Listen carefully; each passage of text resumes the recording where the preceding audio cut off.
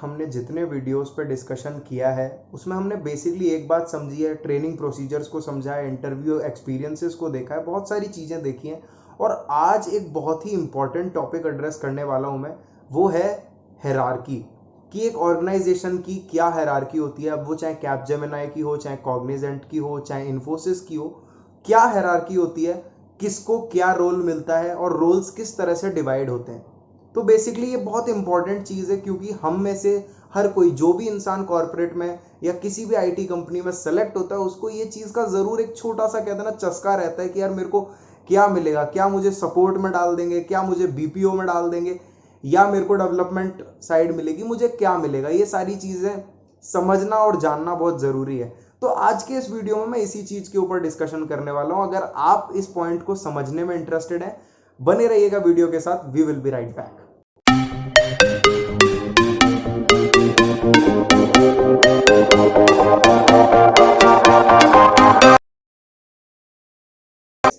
बात करते हैं चीजों को एक सिस्टमैटिक ऑर्डर में समझने की कोशिश करते हैं, जिससे कि आपके ये डाउट क्लियर हो जाए कि क्या आपको बीपीओ मिलेगा, या आपको सपोर्ट वर्क मिलेगा, या टेस्टिंग मिलेगा, या डेवलपमेंट मिलेगा। आपको कुछ भी समझने की ज्यादा जरूरत पड़ेगी नहीं। इस वीडियो के बाद आपको समझ में आ जाएगा कि लेवल्स के अकॉर्डिंग ये सारी चीजें कैसे डिसाइड की गई है।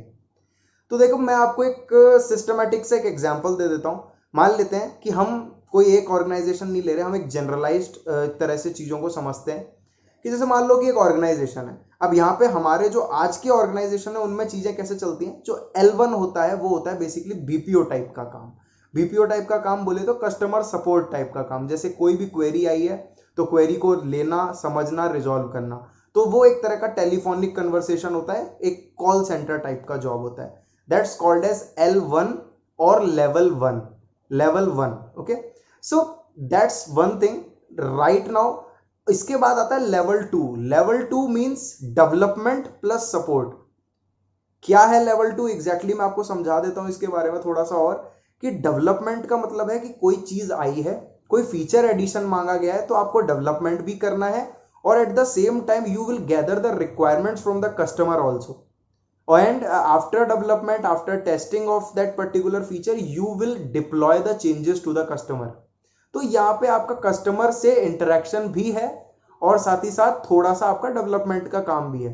तो अब बेसिकली अगर मैं यहाँ पे इस वाले L2 के बारे में थोड़ा सा और डिस्कशन करूं, तो इस चीज के अंदर एक चीज बहुत क्लियर हो जाती है कि डेवलपमेंट तो है, साथ में कस्टमर का इंटरेक्शन भी है। तो ये एक तरह का मिक्स है दोनों का। समझ सकते हो आप इस चीज को, एक मिक्स है। यहाँ पे डेवलपमेंट वाला जो काम है वो होता है 40% के आसपास, और जो बाकी जो सपोर्ट वर्क है वो होता है हमारा 60-70% के आसपास। इसके बाद बात आती है लेवल 3 की। ये भी अगेन एक सपोर्ट प्लस डेवलपमेंट वाली डोमेन है। सपोर्ट प्लस डेवलपमेंट, अब यहाँ पे कैसे जो रेशो है वो चेंज हो गया है बस। सबसे पहली बात कि L3 लेवल पे सिर्फ वही टास्क जाते हैं जो L2 लेवल पे सॉल्व नहीं कर पाया कोई, या किसी भी रीजन की वजह से, कोई एक्सेस इशू की वजह से, या फिर अथॉरिटी की वजह से वो सॉल्व नहीं हो पाए L2 पे, तो वो चीजें लेवल अप होके जाती हैं कहाँ, लेवल 3 पे। अब लेवल 3 पे जाने के बाद चीजों में क्या होता है, डेवलपमेंट जो होता है वो थोड़ा सा कॉम्प्लिकेटेड हो जाता है, और साथ ही साथ जो सपोर्ट होता है उसका जो अमाउंट है वो थोड़ा कम हो जाता है। अब यहाँ पे रेशो उल्टा हो जाता है, 60-70, यानी कि 70% डेवलपमेंट और 30% के आसपास हमें क्या देना है, कस्टमर सपोर्ट देना है। ठीक है, तो इस तरह से आप जैसे जैसे लेवल ऊपर जाता जाएगा वैसे वैसे जो डेवलपमेंट है उसकी कॉम्प्लेक्सिटी बढ़ती चली जाएगी, एंड सपोर्ट वर्क जो है वो मिनिमाइज होता चला जाएगा। एक हद के बाद आपका डेवलपमेंट से भी जब आप थोड़ा और ऊपर आ जाते हो, तब आपको इंचार्ज मिल जाता है, एक आप कहते हैं आप एक इंचार्ज बन जाते हो प्लानिंग मॉड्यूल के, जहां पे आप एग्जैक्टली चीजों को प्लान कर सकते हो कि आगे हमारा बिजनेस को बढ़ाने के लिए, या बिजनेस में कुछ और नया मॉडिफाई करने के लिए, या एक्सपेंशन करने के लिए हमारे क्या स्टेप्स होने वाले। तो वो लेवल इन सारी चीजों के बाद आता है, जब आपको कहते हैं कि 8, 10 या 15 साल का एक्सपीरियंस हो जाएगा इस फील्ड में, तब उस लेवल के बारे में पता चलता है। ये सारी चीजें जो मैंने अभी आपको इस वीडियो में बताई, ये मैंने अपने एक सीनियर से पूछी है, और सीनियर ने मेरे को इस चीज के बारे में पूरा चीज समझाया, तो वही चीज मैं आपको कन्वे कर रहा हूं यहां पर।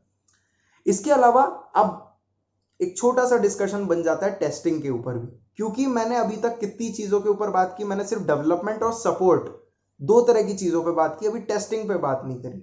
तो टेस्टिंग के बारे में अगर मैं बात करूं तो टेस्टिंग भी कह सकते हैं कि एक तरह का डेवलपमेंट से ही ज्वाइंट होता है। अब मैं आपको समझाता हूं कि कैसे।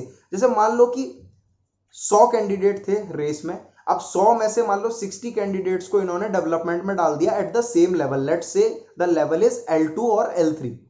अब जैसे मान लो कि उसी में कुछ ऐसे लोग भी थे, उन 100 जनों के लॉट में कुछ ऐसे लोग भी थे जो कि उतने उस लेवल के डेवलपर्स नहीं थे, तो उसी लेवल पे उनको टेस्टिंग में डाल दिया जाता है। तो एक ही लेवल पे डेवलपमेंट भी चलता है, टेस्टिंग भी चलती है और सपोर्ट वर्क भी चलता है। अब आपका एक्सीलेंस, आप कितने ज्यादा लायक हो उस काम को करने की, ये डिसाइड करेगा कि आपको डेवलपमेंट मिलेगा या टेस्टिंग मिलेगा या बीपीओ काम मिलेगा या सपोर्ट वर्क मिलेगा। मुझे लगता है मैंने सारे मोटे मोटे पॉइंट्स डिस्कस कर दिए हैं। Still you have any confusion, let me know in the comment section. In case you have like this video, please leave a thumbs up and a comment below.